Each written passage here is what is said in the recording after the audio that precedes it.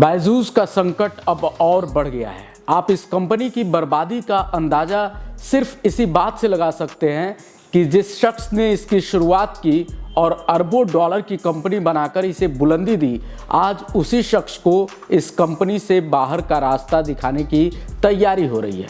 और ये शख्स कोई और नहीं बल्कि कंपनी के सीईओ बैजू रविंद्रन हैं। आखिर कैसे इतने बड़े संकट में फंस गई ये कंपनी, चलिए आज इसकी पूरी जानकारी आपको इस वीडियो में देते हैं। देखिए, बायजूस का संकट इस कदर बढ़ गया है कि शुक्रवार को कंपनी के जो शेयर होल्डर्स हैं उन लोगों ने मिसमैनेजमेंट और फेलियर्स को लेकर एक मीटिंग बुलाई थी। और ये मीटिंग इतनी खास थी कि इसमें जनरल एटलांटिक और पिक एक्सवी जैसे कंपनी के जो बड़े शेयर होल्डर्स थे, उन्होंने कंपनी के फाउंडर बैजू रविंद्रन और उनके परिवार के सदस्यों को बाहर निकलने के प्रस्ताव पे अपनी मंजूरी दे दी है।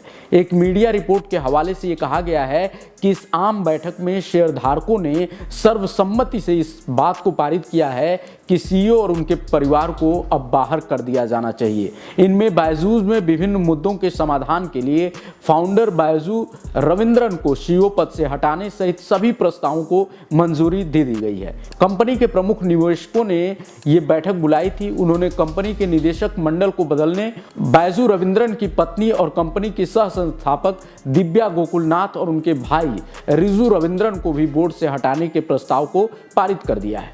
खास बात यह रही कि इस बैठक में रविंद्रन या उनके परिवार का कोई भी सदस्य शामिल नहीं हुआ था। बायजूस की इस बैठक में कंपनी के 60% से ज्यादा का शेयर रखने वाले सभी शेयर होल्डर्स ने कंपनी के फाउंडर और सीईओ बैजू रविंद्रन के साथ साथ उनके परिवार के सदस्यों को कंपनी से पूरी तरह से हटाने के प्रस्ताव को पारित किया है। कंपनी का जो मूल्यांकन है वो भी 22 अरब डॉलर से घटकर सीधे 5.1 अरब डॉलर हो गया है। इसका मतलब आप समझ सकते हैं कि ये कंपनी कितने तेजी से बर्बादी की तरफ जा रही है। आप सबको बता दें कि बायजूस की जो स्थापना हुई थी वो 2011 में बैजू रविंद्रन ने ही अपनी पत्नी दिव्या गोकुलनाथ के साथ की थी।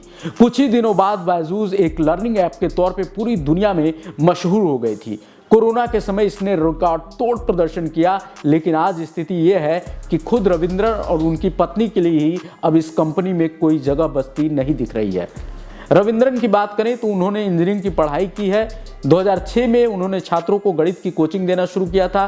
साल 2015 में बायजूस लर्निंग ऐप लेकर आए और ये स्टार्टअप अगले 4 साल में ही यूनिकॉर्न हो गया। और सबसे बड़ी उछाल इसको कोरोना के समय मिला जब स्कूल और कोचिंग पूरी तरह से बंद हो गए थे। लेकिन जैसे ही स्कूल और कॉलेज दोबारा खुले, कंपनी की हालत खराब होती चली गई और आज कंपनी बर्बादी के कगार पर खड़ी है और खुद इसे बनाने वाले अब कंपनी से बाहर होने जा रहे हैं।